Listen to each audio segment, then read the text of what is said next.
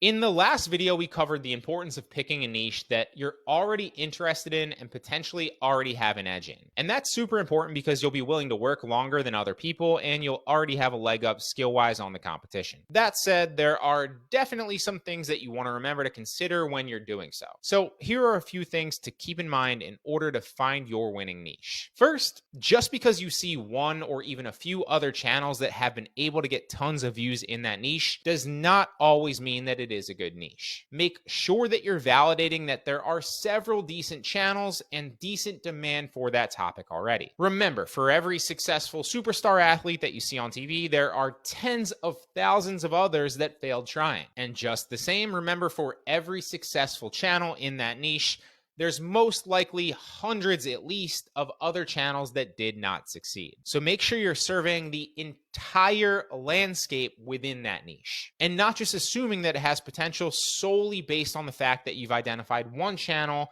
that's doing good in it. Ultimately, it's about supply and demand, as any real business is. So try to do plenty of market research to validate that niche by searching YouTube vigorously. Find successful channels, find unsuccessful channels, and get an entire picture of the entire landscape. You can gauge the potential of a niche by supply versus demand. So ideally, like I said before, you want to stay away from topics that don't have interest. The easiest place to start is a topic that already has interest and people are already searching and looking for that topic. That way you don't have to manufacture the interest for your videos. And more importantly, that way YouTube will have a pool of people already on YouTube that they'll know to suggest that content to. But with that said, you also need to make sure that there's not too much competition and too many other channels already seeing success and making content about that topic too. Because if that's the case, it'll be extremely competitive and you'll be fighting tooth and nail for views in the future and on any other videos you create. It's funny to me too because people will spend hours and hours creating videos and posting them,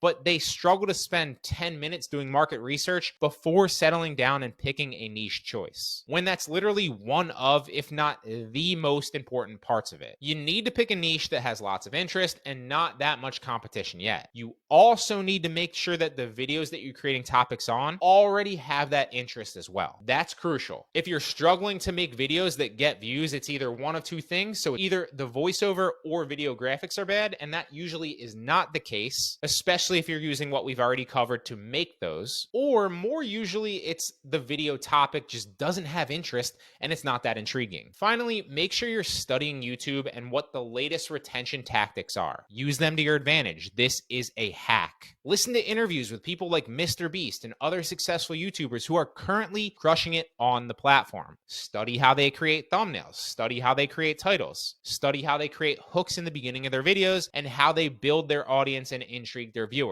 All of these are things that can make the difference between getting thousands of views on your videos versus just a dozen or so. On YouTube, video views are exponential. A video that's just 20% better won't get just 20% more views. It might get 200,000 more. So constantly study YouTube, study your craft, look at your analytics, and make sure that you're taking this seriously. If you're constantly improving the quality of your videos and you're constantly creating videos on in-demand topics, you'll inevitably see success with this, I promise you.